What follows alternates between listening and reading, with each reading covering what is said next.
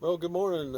We're here at Wayah Gap with Arnie and TIC TIC TOC. TOC, formerly Hurricane. TIC TOC, steady as a clock. That's what it is. All right, they're headed to Burningtown Gap. Yep, another day hike. Gonna try out my pack, make sure it works, and got the company again. So for another day or so, and then she'll be heading her way, and I'll be heading mine. So everybody have a blessed day. Get out and hike. It's freezing.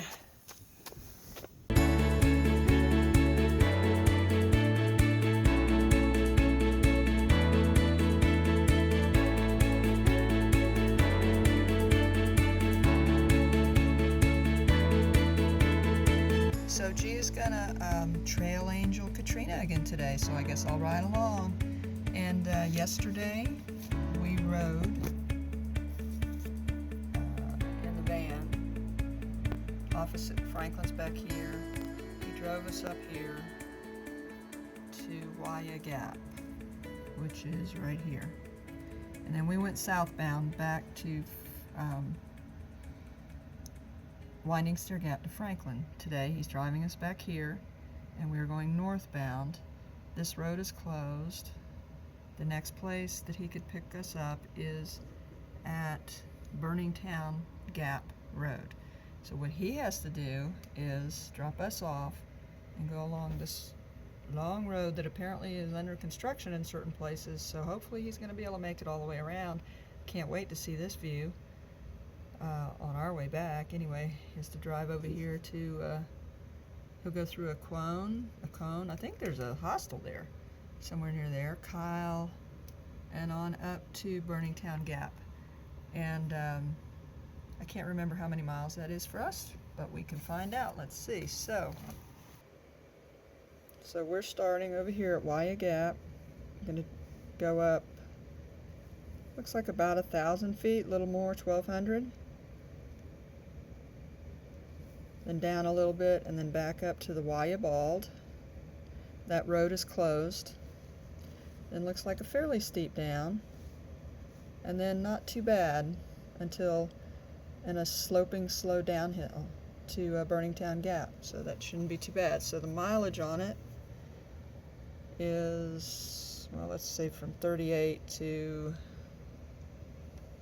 these maps are individually marked with mileage, so it's 9 miles, looks like, which is a good distance for us for right now, especially with this uphill climb.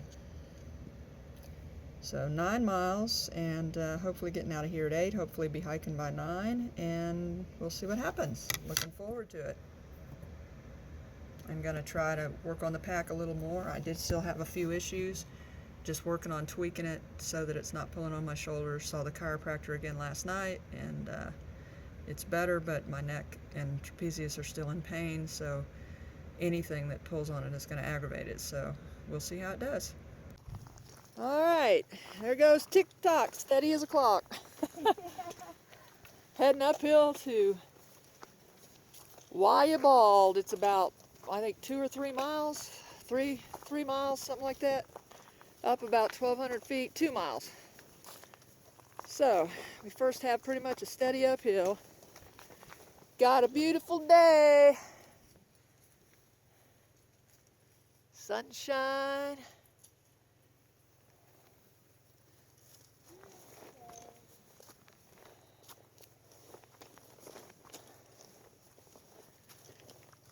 Off we go. And here's our little sign. Looking about back southbound. And looks great. So while I have a moment here, not too tough, I read some comments this morning on the video that went up today. And just wanted to say, first of all, I so appreciate the comments. Every single one of them. Just encouraging or helpful. Everything about them. So rather than say this in response to several people's comments, I'm just going to put it on here that As far as my diet is concerned, I've been an athlete most of my life. I have never been a high sugar eater. I've always focused on protein and carbs. And several people telling me, you know, here's what you need to have, here's what you need to be eating, here's what you need to be taking in. You actually are basically just listing the things that I have. The challenge that I'm facing isn't that I don't have the right things. The challenge is, from the time I was 58 until the time I was 64, I was extremely sick and totally sedentary and lost every muscle in my body. So at 64 we started hiking and I started exercising. We found out why I was getting the nausea. We got rid of that. And I've worked very hard, but I've learned that, unfortunately, I learned that when your body gets that debilitated and you are over 60, at least for me, may not be true for everybody, building muscle is taking an extremely long time. I eat as much protein as I can get in my mouth. I eat the complex carbs for the long-term energy. I only do simple sugars very minimally if I feel like at this moment, for a few moments, I really do need a little bit of a boost.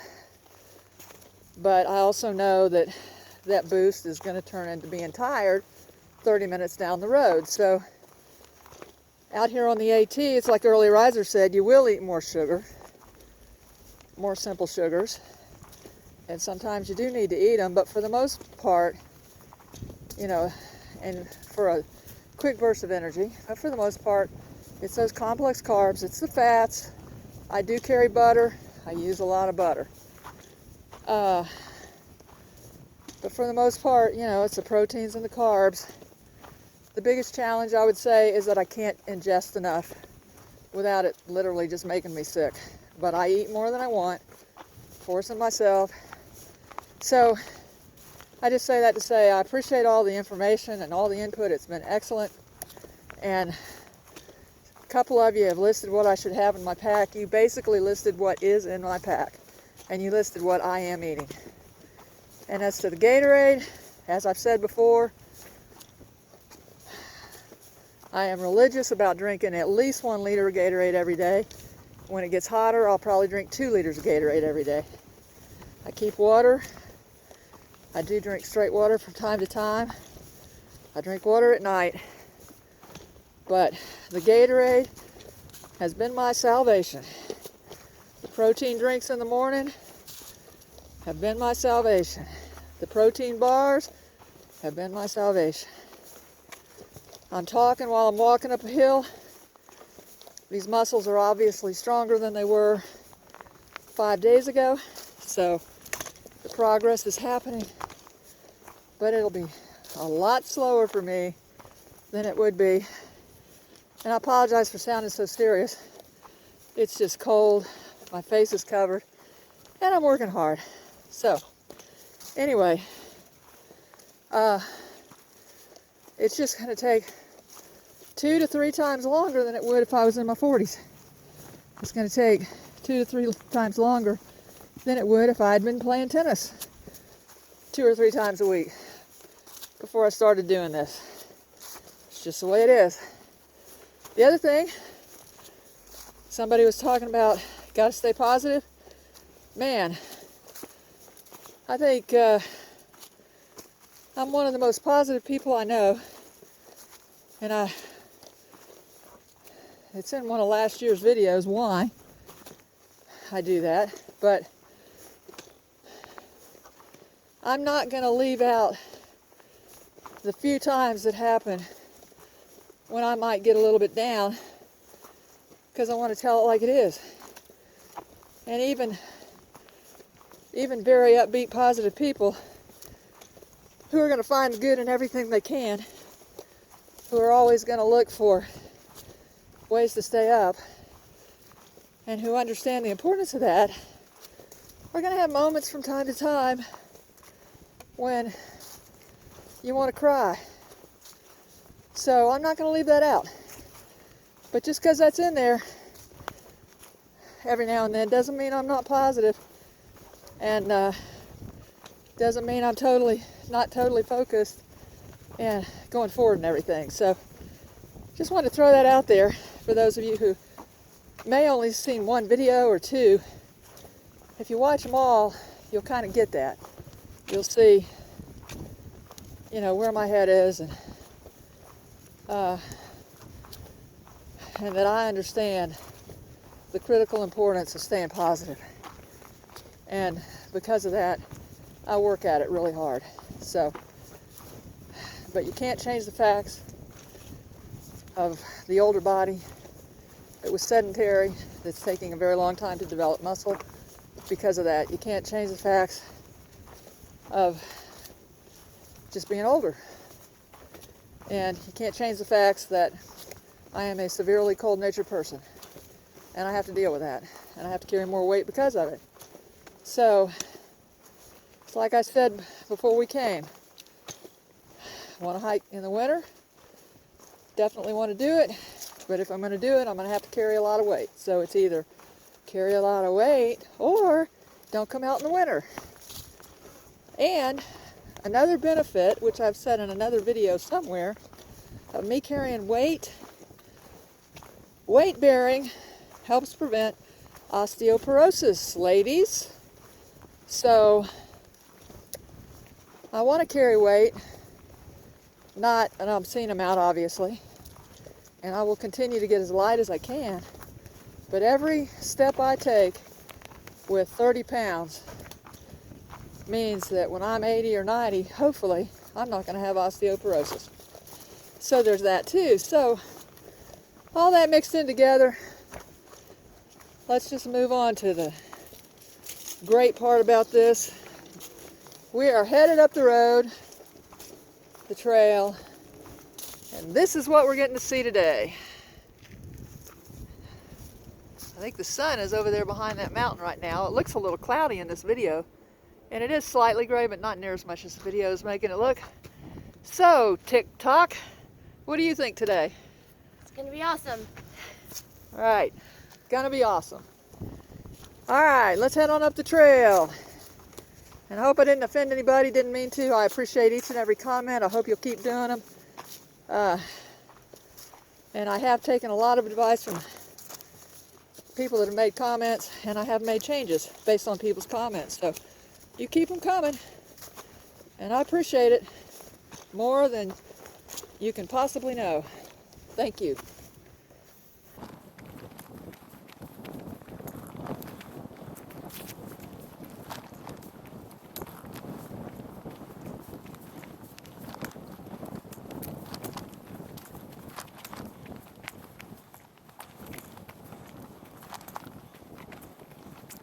Well, we got a little bit of snow flurry going on, very, very light. I don't know if it's showing up on the camera or not. A little hazy out there. Have a feeling by the time we get to the top, it's going to be perfect. Looking back southbound. Anyway, onward and upward. And you can see that snow now. I love hiking in the snow. Coming around these rocks, it's really cool. Do you like hiking in the snow? I love it. It's beautiful. As long as it's not slippery, right? Right.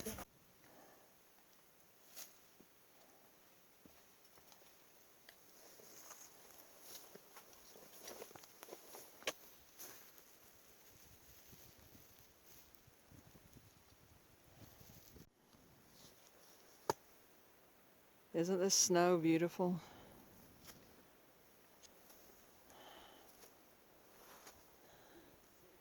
A little bit of green here for a few minutes. That'll be nice.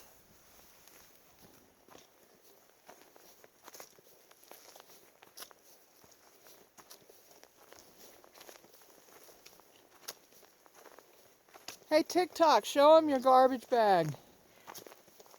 A lot of people do that. Use a garbage bag for a rain jacket.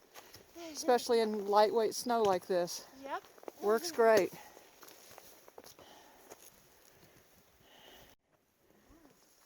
Well, the snow's getting a little slippery now because it's getting thicker. I do have micro spikes, but honestly, I don't think they're going to fit on these new shoes, so I'm going to have to order. I'm going to have to order a larger size, but I would be wearing them today. Aw, look what TIC TOC did. What's it say? You can do it. Oh, there it is. You can do it. Yes. Good job there, TIC TOC. It's just so beautiful. Okay, so all you people that think I probably have too many layers on, I am totally comfortable and not sweating. TIC TOC, steady as a clock.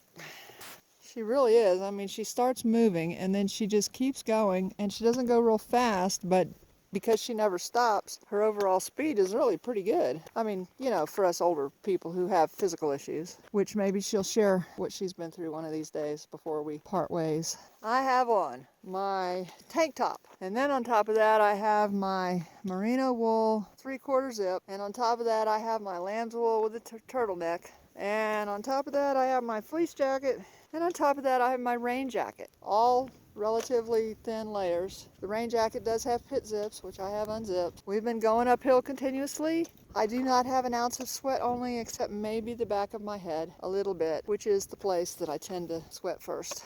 Severely cold-natured, what can I say? It's just different. You really only get it if you got it. Anyway, my turn. Well, we just came up on a sign here, and it says you can take the Appalachian Trail, 28 miles to Wayah Bald. Wayah Bald, 1.6 miles. We were thinking it was 2, but good. And that's our next. Somebody misspelled it. W-A-Y-H-A Bald. Huh. Wayah. We're going to Wayah Bald. Look at this, folks. We're getting some coverage. We're hoping that the road that G has to drive is, because it's down lower, hopefully it's not getting this, but I probably need to send him a message and let him know he might want to get on up here. Worst case scenario, we could all camp in the van tonight up here and not drive down if the road's too bad, if he can get up to Burningtown Gap. But it's way down from where we're going to, so I mean it's not near this high. Anyway, campsite's here with a register. Really a beautiful place. But it's beautiful. I love hiking in the snow when it's not slippery. And this is not slippery. So, it's a great day in the neighborhood.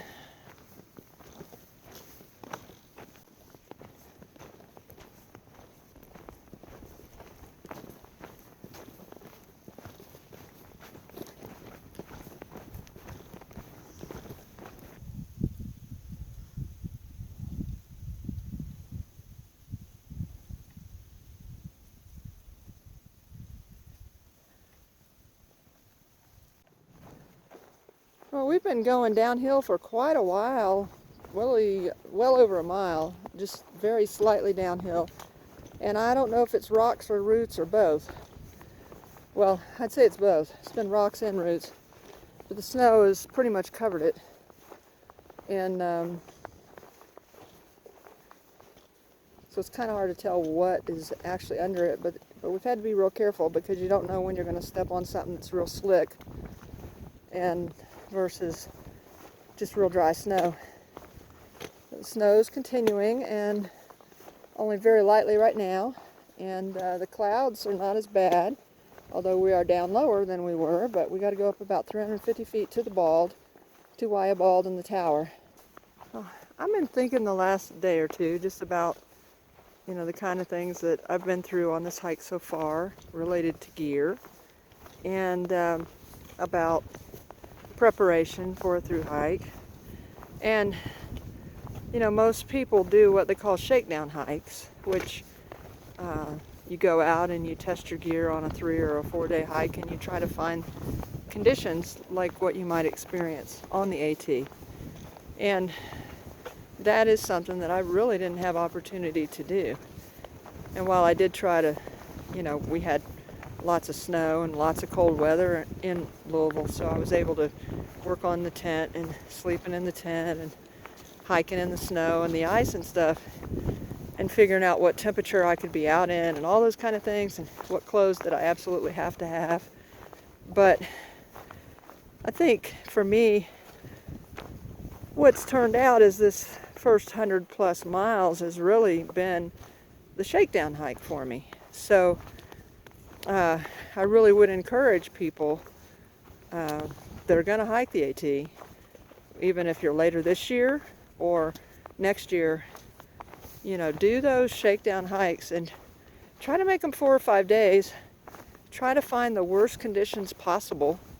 Try to find high elevations and, you know, really test your gear. And of course everybody talks about that and getting your gear dialed in and all that kind of stuff. And I didn't disagree with that. I just didn't have opportunity to do it.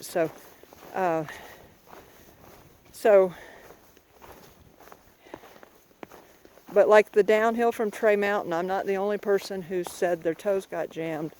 I mean, several other people have had some issues coming down from Trey Mountain, which really did kind of surprise me, to be honest.